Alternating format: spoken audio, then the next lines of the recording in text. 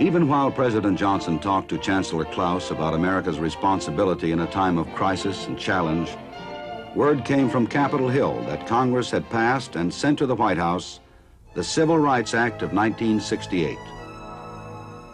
Included in the measure was a landmark open housing bill, which, when fully effective, would forbid discrimination in approximately 80% of all housing offered for rent or for sale in the United States.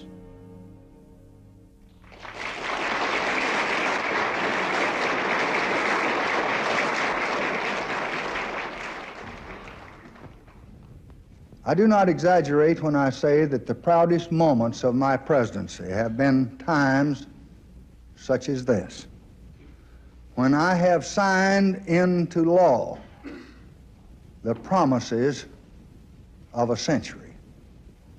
I shall never forget that it is more than 100 years ago when Abraham Lincoln issued the Emancipation Proclamation. But it was a proclamation, it was not a fact. And in the Civil Rights Act of 1964, we affirmed through law that men equal under God are also equal when they seek a job, when they go to get a meal in a restaurant, or when they seek lodging for the night in any state in the Union. And now the Negro families no longer suffer the humiliation of being turned away because of their race. In the Civil Rights Act of 1965, we affirmed through law for every citizen in this land the most basic right of democracy, the right of a citizen to vote in an election in his country. In the 5 states where the act had its greater impact, Negro voter registration has already more than doubled. Now with this bill, the voice of justice speaks again.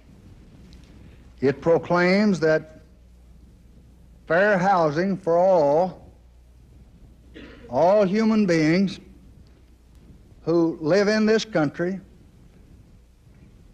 is now a part of the American way of life.